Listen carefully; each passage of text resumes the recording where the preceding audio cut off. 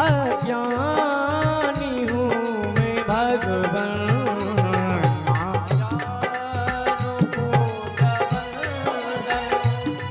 अज्ञानी हूँ मैं भगवन, ना जानू मैं कोई पूजन, अज्ञानी हूँ मैं भगवान, ना जानो पूजा बंधन, अज्ञानी हूँ मैं भगवन। और करुणा कृपा दयालु, करुणा कृपा कृपालु, बंधन से छूट जाऊं, हे प्रभु मुझे बता दो,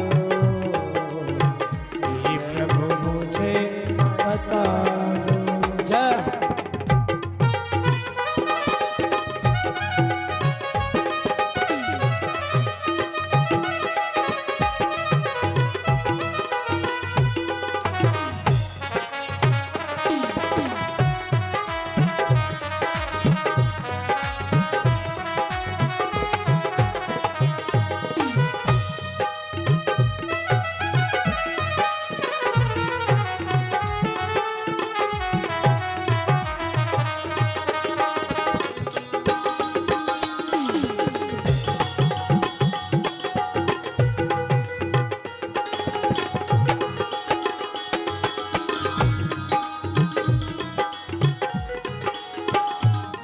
मैं हूँ पतित स्वामी, तुम हो पतित पावन, मैं हूँ पतित पावन, तुम हो पतित पावन, मैं हूँ पतित स्वामी, तुम हो पतित पावन, आगे गुण भरा हृदय में, अभी गुण भरा हृदय में, इसके से मैं दिखाऊं, हे प्रभु मुझे बता दो, चरणों में कैसे आऊं, माया के बंधनों से, माया के बंधनों से, चरणों में कैसे आऊं, प्रभु मुझे बता दो। और एक भगवान का और भक्त का तारतम्य होता है। अच्छा हूँ या बुरा हूँ, जैसा भी हूँ तुम्हारा, अच्छा हूँ या बुरा जैसा मैं तुम्हारा, अच्छा हूँ या बुरा हूँ, जैसा भी हूँ तुम्हारा, अच्छा हूँ या बुरा हूँ, जैसा भी हूँ तुम्हारा, ठुकराओ ना मुझे अब, ठुकराओ ना मुझे अब, चरणों में सिर झुकाऊं, ठुकराओ ना मुझे अब, ठुकराओ ना मुझे अब, चरणों में सिर झुकाऊं, हे प्रभु मुझे बता दो, हे प्रभु मुझे बता दो, हे प्रभु मुझे बता दो,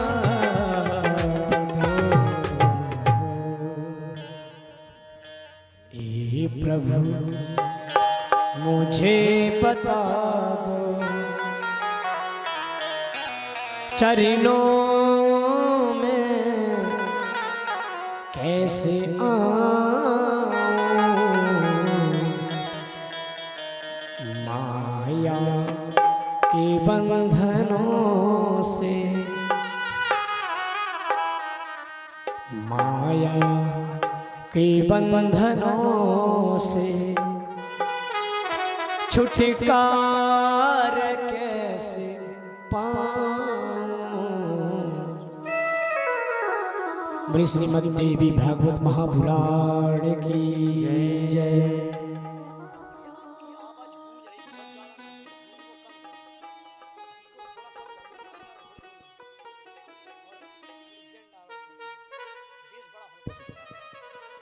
श्री राधे, जय श्री राधे श्याम, जय श्री कृष्णा। हरि बोल, जय श्री राधे।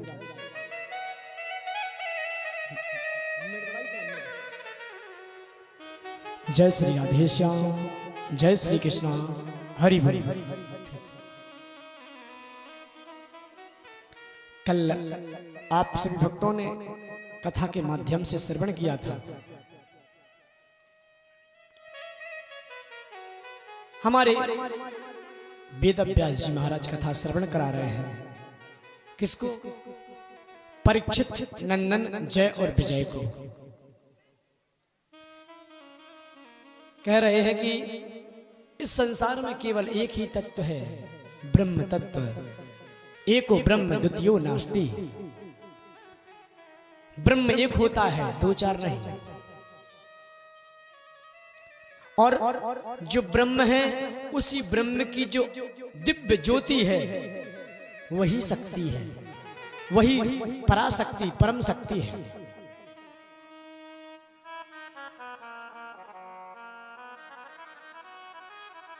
हे राजन, श्रवण करो। उस पराशक्ति का हर जीवात्मा को उपासना करनी चाहिए। कलयुग में तो विशेष रूप से दुर्गा जी की पूजा करनी ही चाहिए। जन्मे जय ने प्रश्न किया कि हमें आप ये बताइए कि कितने वर्ष की कन्या की हम पूजा करें। कन्या किसे कहते हैं, कुमारी किसे कहते हैं, और स्त्री किसे कहते हैं? तो जन्मेजय ने जब प्रश्न किया है तो वेद व्यास जी कहते हैं कि हे राजन, 2 साल की जो कन्या होती है वो कुमारी कही गई है। 3 वर्ष की जो कन्या होती है वो त्रिमूर्ति कही जाती है। जो 4 वर्ष की कन्या होती है उसका नाम वो कल्याणी में आ जाती है। 5 वर्ष की कन्या को रोहिणी कहा जाता है। 6 वर्ष की कन्या को कालिका कहा जाता है। 7 वर्ष की कन्या को चंडिका कहा जाता है। और 8 वर्ष की कन्या को सांभवी कहा गया है। और 9 वर्ष की कन्या को दुर्गा कहा गया है। इसके बाद 10 वर्ष की जो कन्या होती है वो सुभद्रा की स्वरूप मानी जाती है। जिन व्यक्तियों को युद्ध में जिसको विजय प्राप्त कराना है तो उसको ब्राह्मण की कन्या का निमंत्रण करना चाहिए। जिसको लक्ष्मी की चाह है वो वैश्य की कन्या को बुला करके अपने घर में आमंत्रित करके उसका पूजन करे। जिसको युद्ध में भी जीतना है और अपनी कीर्ति को आगे बढ़ाना है उसको क्षत्रिय की कन्या का पूजन करना चाहिए।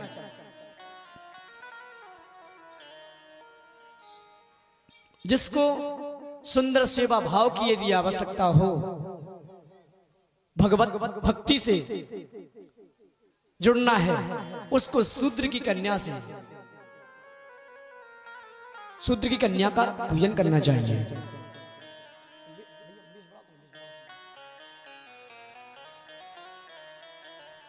2 वर्ष से लेकर के 9 वर्ष तक की कन्या का पूजन करना हमारे शास्त्रों में विधान माना गया है।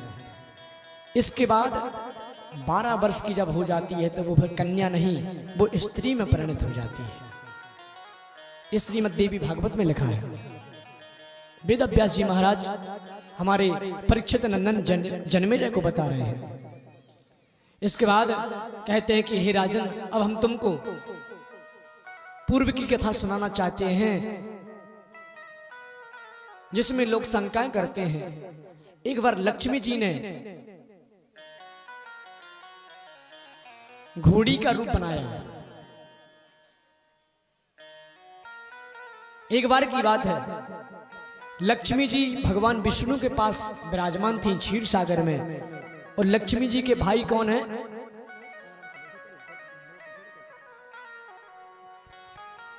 समुद्र। तो समुद्र अपनी बहन लक्ष्मी से मिलने के लिए जैसे क्षीर सागर में गए तो समुद्र के साथ में एक घोड़ा था, है वंश का, उसके ऊपर सवार होकर के आ रहा था समुद्र। तो लक्ष्मी जी ने अपने भाई को देखा तो देखते ही रह गई। यहां पर विष्णु भगवान समझ नहीं पाए कि समुद्र ही के भाई है।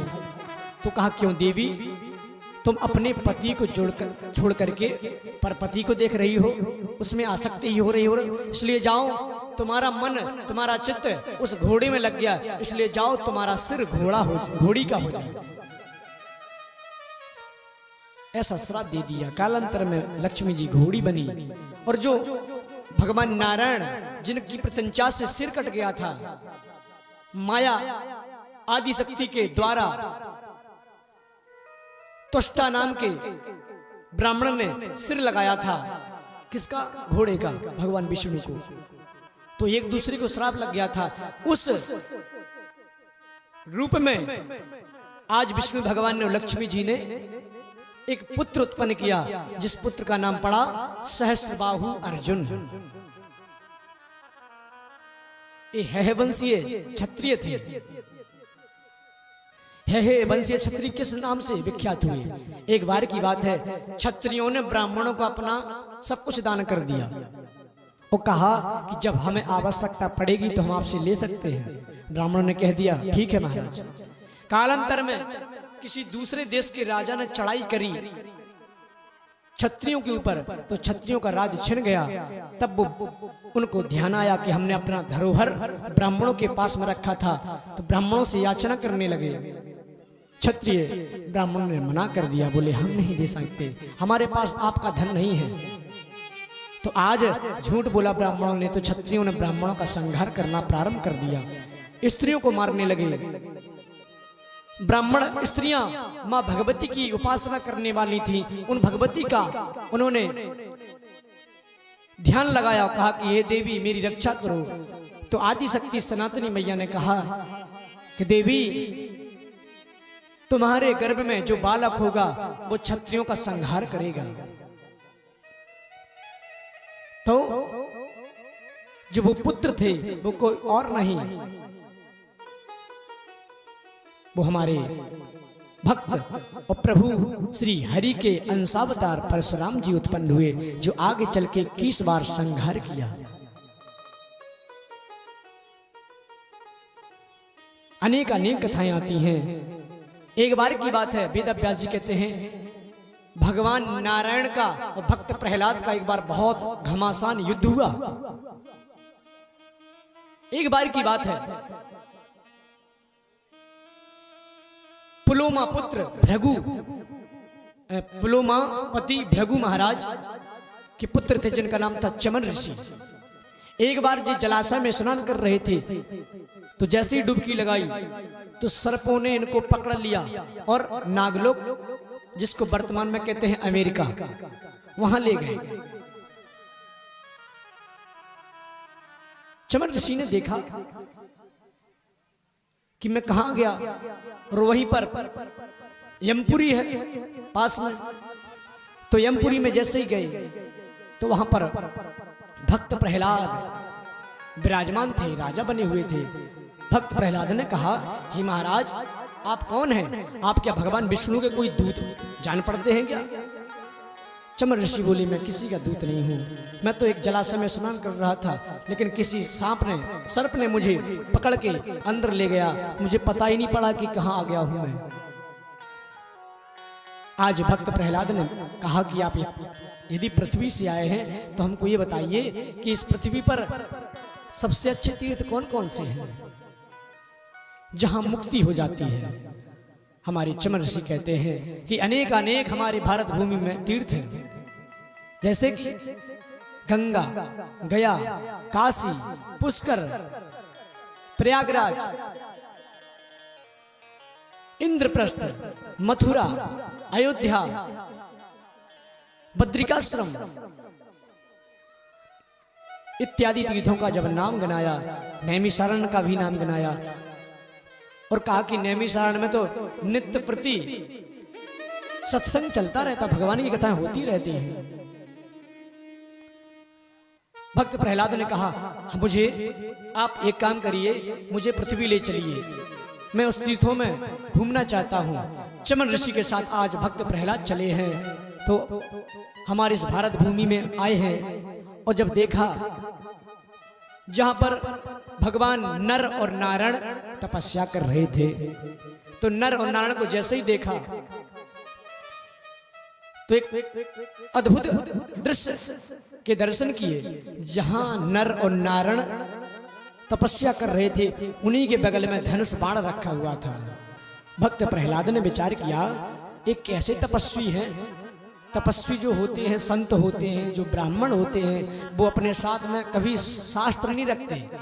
ये लड़ना झगड़ना तो क्षत्रियों का काम है, ब्राह्मणों का, संतों का लड़ना झगड़ना थोड़ी काम है, ये तो क्षत्रियों का काम है। आज कहने लगे भक्त प्रहलाद, अरे इन पाखंडियों को देखो,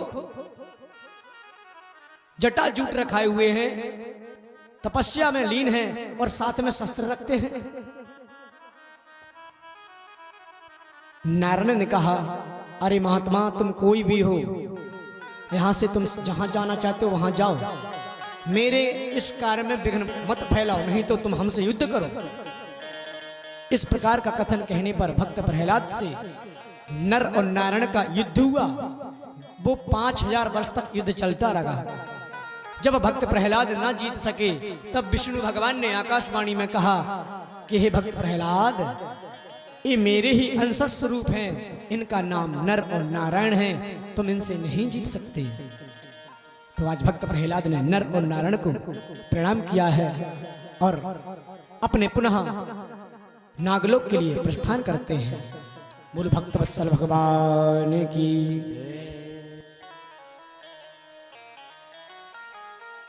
एक बार की बात है, जब राजा बलि, जो दैत्यों के राजा हैं और इनके गुरु हैं, उनका नाम है शुक्राचार्य। एक बार की बात है, गुरु शुक्राचार्य पहुंचे और कहा कि हे दैत्यों, तुम बार बार लड़ते हो, झगड़ते हो, बार बार तुम्हें हार का सामना दिखाई पड़ता है। ये देवता लोग, ये विष्णु जो है ना, ये तुम्हें बार बार ठगता रहता है। ये विष्णु बड़ा छलिया है, तुम्हें बार बार ठगता रहता है। इसलिए हम तुम को एक उपाय बताते हैं। हम इस समय भगवान शिव की आराधना करने के लिए जा रहे हैं और हम उनसे एक मृत संजीवनी विद्या का उपाय ढूंढ करके लाते हैं, तब तक तुम यहीं रहना। और ऐसा शुक्राचार्य कह करके भगवान शिव की आराधना के लिए चल पड़ते हैं। यहाँ पर देवताओं को जब पता चला कि गुरु शुक्राचार्य कुछ उपाय कर रहे हैं अपने दैत्यों के लिए, तो यहाँ पर चढ़ाई कर दी है। जब चढ़ाई करी तो दैत्य लोग हार जाते हैं। पुनः महासंग्राम होता है, फिर दैत्य हार जाते हैं। विचार किया कि ऐसे काम नहीं चलेगा। और आज कश्यप पुत्र जो हिरण्यकशिपु हैं, वो भक्त प्रहलाद के पिता हैं। भक्त प्रहलाद ने पुनः दैत्यों से, देवताओं से युद्ध किया, उनको हार का सामना देखना पड़ा। इनके पुत्र हुए विरोचन, विरोचन से युद्ध हुआ। अगले जो दैत्यों के राजा बने वो बने विरोचन। उनसे देवताओं का युद्ध हुआ, फिर भी परास्त हो जाते हैं। और विरोचन के पुत्र थे राजा बलि। बलि से पुनः युद्ध हुआ, तो आज बलि ने सारी त्रिलोकी में अपना आधिपत्य स्थापित कर दिया। तो आपको हमने जो कल प्रसंग में सुनाया था, दिति के गर्भ में जो दैत्य बालक जन्मा था, जो इंद्र के द्वारा जिसके 7 के 7 टुकड़े करवा दिए थे, वो कोई और नहीं, चले मरुत 49। ये 49 प्रकार के मरुदगण हैं। ये मरुदगण कौन है? जब लंका में हनुमान जी महाराज ने अपनी पूंछ से आग लगा दी और राम जी के पास पुनः आए, राम जी ने कहा, क्यों बेटा हनुमान, तुमने लंका में आग लगाई है? हनुमान जी ने कहा, प्रभु हमारी क्या ताकत जो हम लंका में आग लगा दें? अरे हमने लंका में आग नहीं लगाई। बोले फिर किसने लगाई?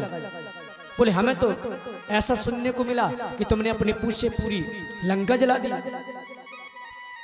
हनुमान जी ने कहा, नहीं प्रभु, हमारी क्या ताकत है? इस संसार में किसी की भी इतनी ताकत नहीं है कि अपने हाथों से पत्थर को उठा करके पटक सके, क्योंकि जो भी शक्ति मिलती है प्रभु सब सनातनी भुवनेश्वरी की कृपा से मिलती है।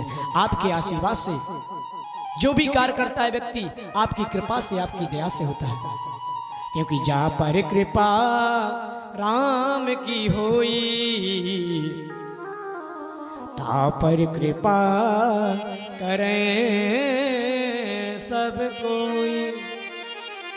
जिसके ऊपर आपकी कृपा होती है ना, उसका काम सुलभ हो जाता है।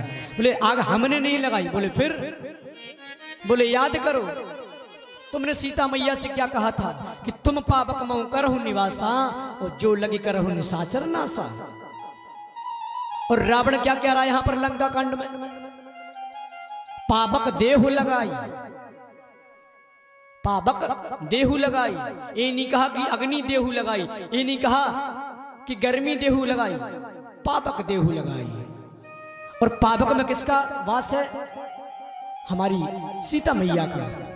तो बोले ये सीता मैया के रोष ने आग लगाई। वो बोले और सुनो, ये पूंछ हमारी थोड़ी है। हर व्यक्ति अपनी पूंछ के चक्कर में पड़ा है कि हमारी पूंछ नहीं है। जिस घर में सम्मान नहीं होता है उस घर में कोई जाते नहीं है। बोले हमारी वो पूछते नहीं है। किसी घर में गए, किसी रिश्तेदारी में गए, अरे इसने हमको पानी की भी नहीं पूछी, हमको चाय के लिए भी नहीं पूछा। भैया पूछ सब कुछ है। और रावण कह रहा है कि सुनो, सबके ममता पूछ पर है। ये बंदर को पूछ का बड़ा घमंड है और इसकी प्रीति जो है वो पूंछी में है, इस पूंछी में आग लगा दो। लेकिन वो हनुमान जी की पूंछ नहीं थी, वो हमारे प्रभु राघवेंद्र सरकार की पूंछ थी। जहां राघवेंद्र सरकार की पूंछ होती है वहां पर कोई भी काम अलग नहीं रहता है, सदैव बन जाता है, सुलभ हो जाता है। तो हनुमान जी महाराज राम जी से कह रहे हैं कि आपकी कृपा से आग लगी, सीता जी के संताप से आग लगी। और बोले चले मर्द 49, जो 49 प्रकार के मर्दगण थे, बोले उन्होंने आग लगाई। बोले हमारी क्या ताकत? हमारे ऐसे अनंत बलवंत श्री हनुमंत लाल जी महाराज हैं कि अपने इतने विशाल काम को भी कर जाते हैं, फिर भी अपने हृदय में लेस मात्र ये भी नहीं सोचते कि हमने कर दिया।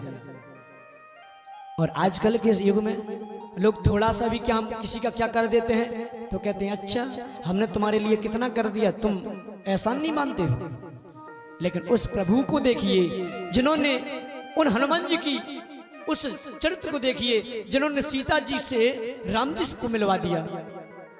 फिर भी हनुमान जी अपने कार्य को कभी ऐसा नहीं करते हैं, क्योंकि वो तो सेवा में लगे रहते हैं। हनुमान जी महाराज, बोलो हनुमान जी महाराज की। सेवाथ समय कार्या शत्रुणाम शुभ कामया स्वशक्ति उपचये काले अंतभ्यास्ते मनीष भी। देवताओं से दैत्यों ने कहा भाई अब शस्त्र और अस्त्र सब त्याग दीजिए।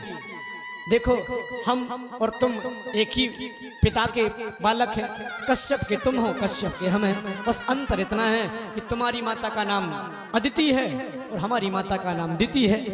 माँ भले ही अलग है पर पिता तो एक है ना। हम भाई भाई हुए, लड़ना नहीं चाहिए। देवता लोग समझ गए कि दैत्य लोग कुछ घात पे हैं, क्योंकि नवल नीच की अति दुखदाई। जो व्यक्ति नीच होता है ना, यदि वो आपके सामने झुक जाए तो समझ लो घात पर है, वो कोई खीर पकाने वाला है। सावधान हो जाना चाहिए। जो दुष्ट प्रवृत्ति के मनुष्य होते हैं, यदि आपके सामने झुकते हैं तो मानो एक कुछ ना कुछ घात पर जरूर है।